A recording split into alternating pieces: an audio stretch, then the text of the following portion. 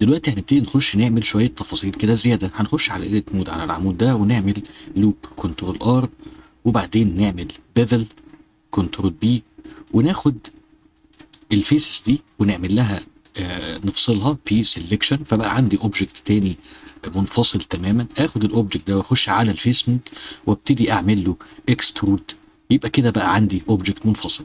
الحته اللي احنا فصلناها دي ممكن بقى نيجي نعمل شيفت رايت كليك وننقل الكيرسر عليها، وبعدين نعمل شيفت اي ونكريت سلندر ونظبط مقاسات السلندر بتاعنا، وليكن 8 فيرتكس مثلا، والراديوس بتاعه 5 والدبس بتاعه ممكن نخليه 10 سنتيمتر.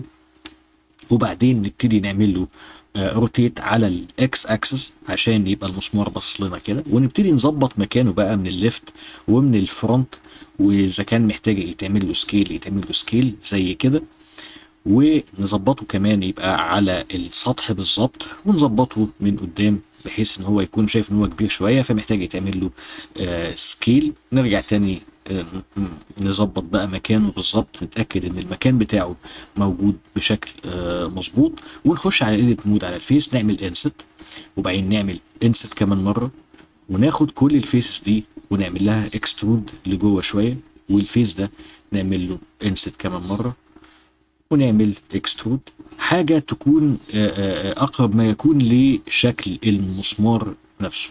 محتاجة إن احنا نرجعها شوية على الواي أكسس عشان تبقى موجودة بالظبط. ممكن بعد كده ناخد شيفت دي وناخد منه كوبي لتحت عشان يبقى عندنا المسمارين زي ما احنا شايفين بالشكل ده، ونعمل لها شيد اوتو سموث. وانا واقف على المسمار زي ما انا ممكن ادوس دوت الموجوده على الكيبورد جنب الارقام وابتدي ااد موديفاير بيفل. البيفل ممكن اغير الاماونت بتاعه. احيانا وانت بتغير الاماونت بتلاقي ان الدنيا مش مظبوطه شويه، لما بتقلل بيشيله خالص كانه اتشال. ممكن اخش على الجيومتري وانشيك الكلامب اوفرلاب وابتدي اغير تاني في الاماونت. ممكن ازود عدد السيجمنتس وليكن 3 مثلا عشان يديني التفاف شكله جيد. اهم حاجه زي ما قلنا ان الاحمر ده ما يبانش، لان ده معناه ان النورمالز مقلوبه وده غلط.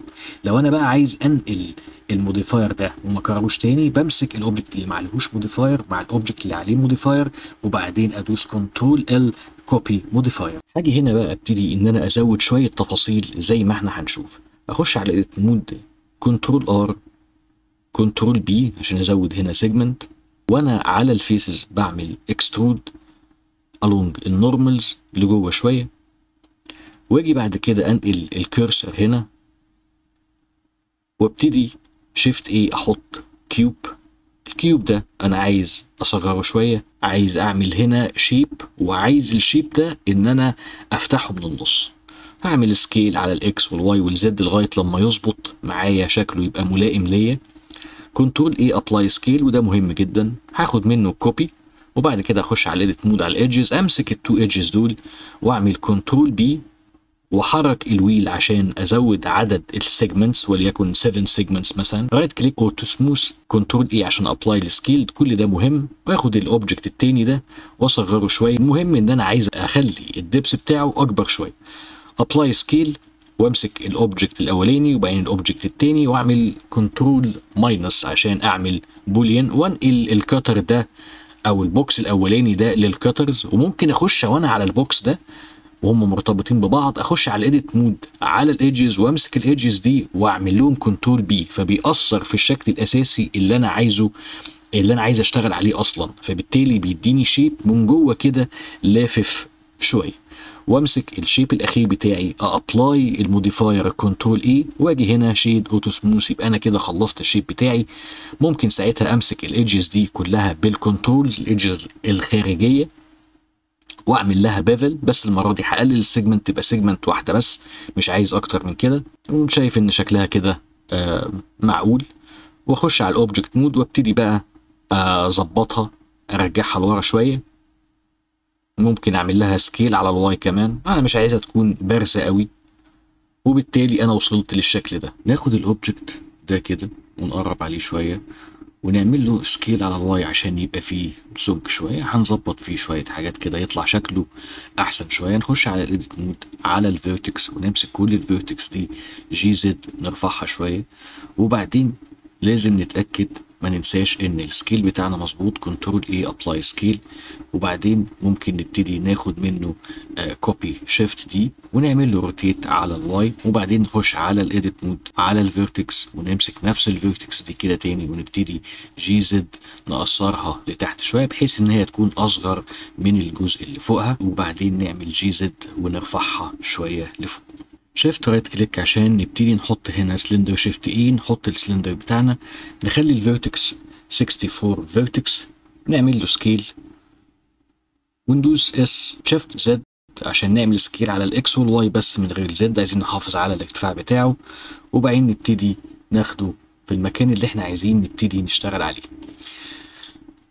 وبعدين نيجي من التوب فيو نخش على الايزوليشن مود على الفيس وناخد النايف سي اي عشان يعمل كات كده بطول السلندر كله، شيفت زد عشان نخش على الاكس راي ونقدر نمسح الفيسز دي، كنترول ار عشان نعمل لوب كات، كنترول بي عشان نعمل بيفل،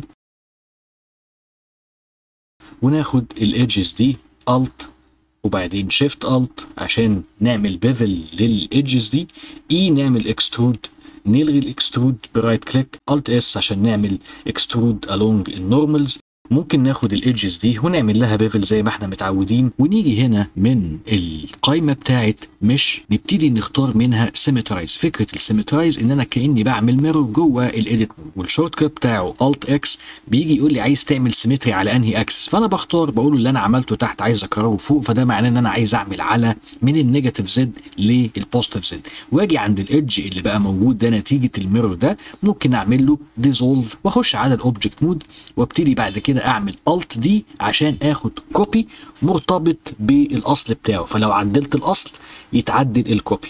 من الليفت ابتدي اظبط المكان بتاعهم واعمل لهم سكيل حسب ما انا شايف وحسب ما انا عايز بالشكل ده. اجي هنا بقى على الاصل اللي احنا كنا عاملين منه الكوبي واخش على الايديت مود وابتدي اغير فيه تفاصيله شويه، وزي ما انت شايف واحنا ماسكين الايدج كده لما نيجي نعمل بيفل بيسمع في النسخ اللي موجود. انا عايز اعمل هنا بيفل 3 كاتس ولا حاجه عشان خاطر انا عايز الاوبجكت ده السلندر ده يبقى في الاخر عباره عن لايت.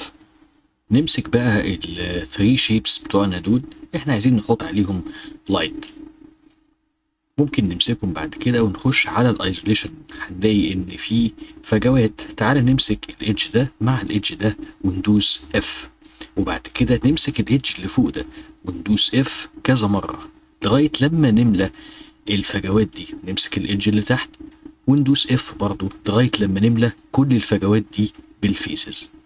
هنبتدي بقى نسرع شويه ونشتغل ان احنا نكمل بناء الواتش تاور ونظبط المكان بتاعه. الحاجه الجديده اللي احنا عايزين نتعلمها ان انا لو حابب ان انا احط الاوبجكت اوريجن في مكان معين بخش على الايديت مود وامسك الفيسز، امسك الفيس اللي تحت وادوس شيفت اس واقول له اوبجكت اوريجن تو ذا بوتوم، بعد كده اقدر اشتغل عادي جدا وامسك الفيسز وابتدي اشدها لفوق وابتدي اكمل شغلي عادي جدا.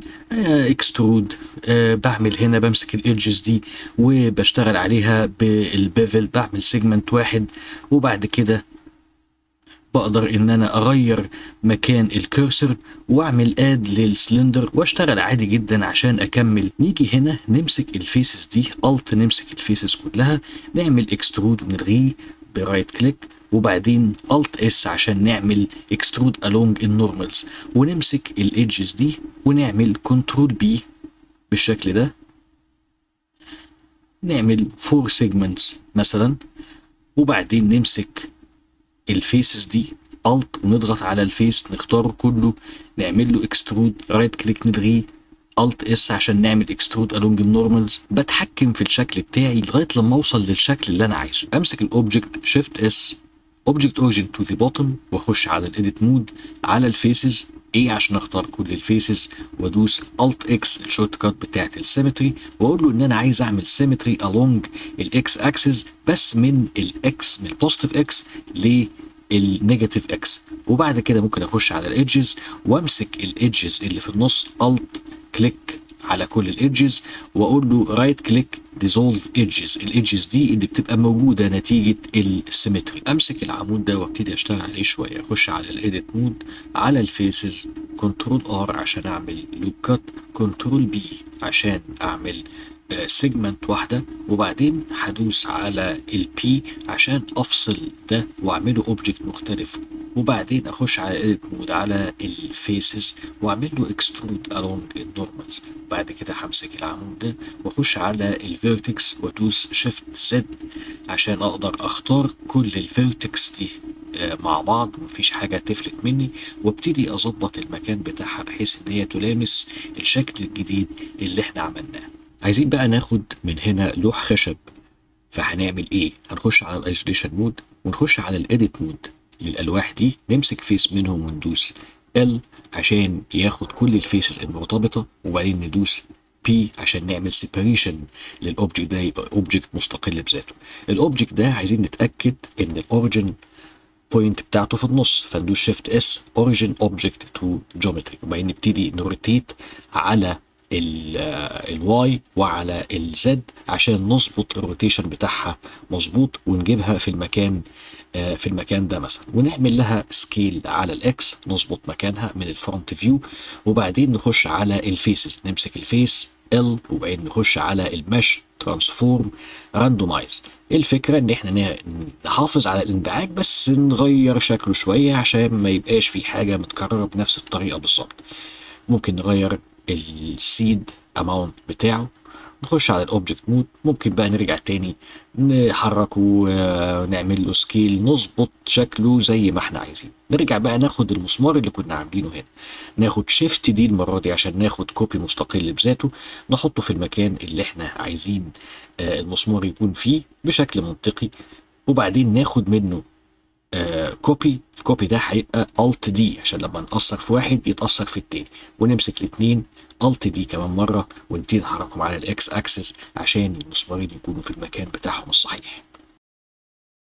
هنمسك العمود ده وناخد منه كوبي شيفت دي، ونيجي من الليفت نبتدي نقربه شوية على الواي جي واي، ونبتدي نخش على الفيرتكس على الت زد ونقصر العمود بتاعنا ده، لان انا عايز اعمل عمود هنا قصير، والهدف ان انا اقدر اعمل هنا فيس كنترول ار عشان يبقى عندي هنا فيس اقدر اعمل له اكسترود along الواي عشان خاطر الزقه في العمود التاني، يبقى دي الوصلة بتاعتي اتاكد ان هو مكانه مظبوط. وفي نفس الوقت مش هنعمل حاجة اكتر من ان احنا هناخد بعد كده لوح الخشب اللي احنا كنا عملناه، وهناخد منه كوبي شيفت دي وهنروتيت ونعمل له سكيل ونظبط المكان بتاعه على الاكس والواي، وفي نفس الوقت هناخد المسامير اللي احنا كنا اشتغلنا بيها هناخد واحد منهم شيفت دي ونظبط مكانه والروتيشن بتاعه كالعادة. هناخد منه كوبي بالالت دي واخد المسمارين دول واعمل كمان الت دي الناحية التانية عشان يديني الشكل اللي انا عايزه.